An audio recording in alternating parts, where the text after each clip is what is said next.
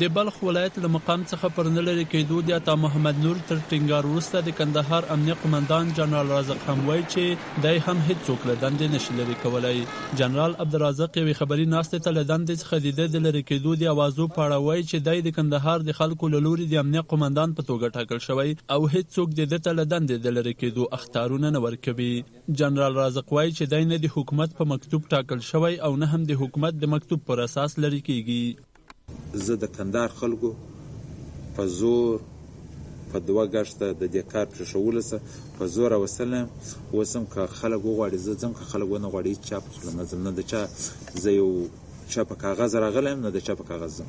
دا زما حق دی، نه څوک خوله راتړی شي او نه مې څوک چپ کوی شي، نه د څوک اخطارونه راکوي، نه د چا په اخطار با کوم، نه په مرکه منم.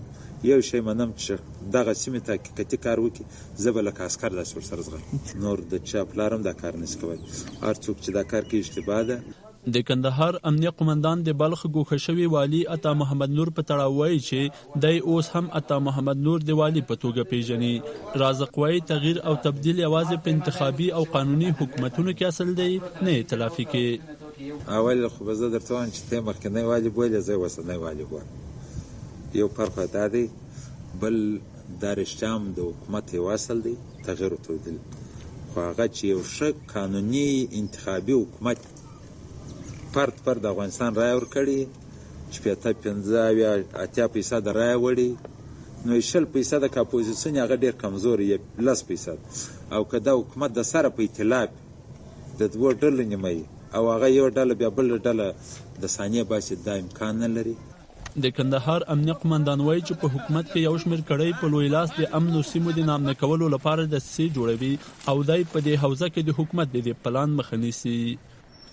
د حکومت کې ځینې کړۍ شته چې هغه غواړي د افغانستان ټول منطقو ته ټول هغه ارامه ځایو ته دسیسې جوړې کړي او دوی په دې کې شت دا فکر کوي چې موږ د منطقې نامنه کړو نو به موږ د سیاسي ګټونکي د آینده انتخاباتو یا داسې لپاره دا چې دوی فکر دی دا غلطیا ده.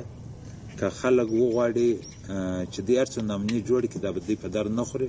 د کندهار امنیه قومندان داسې مهال پر خپله دنده د پاتې کېدو خبره کوي چې څو ورځې مخکې د بلخ ګوښه شوي والي عطا محمد نور ویل چې د ده تر لرې کېدو وروسته حکومت د کندهار امنیه قومندان د لرې کېدو پلان لري.